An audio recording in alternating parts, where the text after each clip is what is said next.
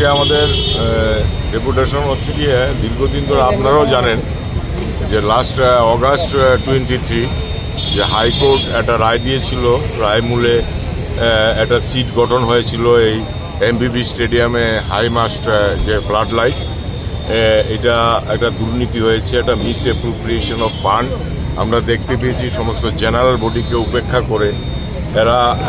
টেন্ডারের মাধ্যমে, যে টেন্ডারের মধ্যেও প্রচুর পরিমাণ দুর্নীতির গন্ধ ছিল,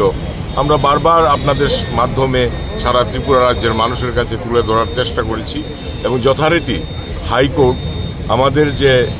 অভিযোগগুলি ছিল এটার সত্যতা বিচার করেছে এবং সত্যতা বিচার করে স্পেশাল ইনভেস্টিগেশন টিম ওরা গঠন করেছে এবং ইনভেস্টিগেশন চলছে। ইনভেস্টিগেশনে পরবর্তী ক্ষেত্রে এরা এফআইআরও করেছে যারা যারা দুর্নীতির সঙ্গে যুক্ত ছিল,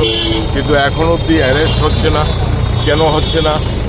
সেই জন্য আমরা ওনার কাছে একটা অনুরোধ করলাম, ওনাকে আমাদের একটা ডিমান্ড প্লেস করলাম এবং পাশাপাশি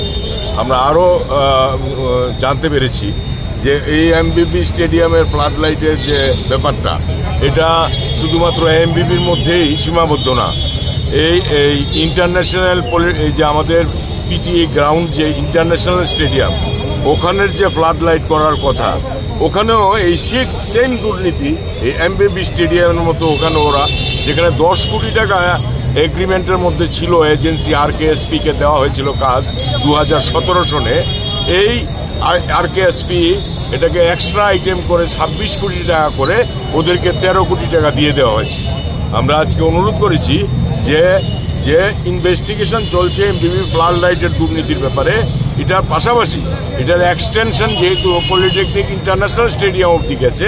ওখানেও যেন ইনভেস্টিগেশন করা হয়। এবং আমার সাথে একমত হয়েছেন ডিজিপি সাহেব এবং বলেছেন যে এটা ভালো হয়েছে, আমরা দেখব যে এটার এত বড় দুর্নীতি ওখানে অবধি গেছে, এটা তো আমি জানতে পারিনি, এখন শুনলাম এবং আমি দেখব। পুলিশ কেন এত ডিলে করছে?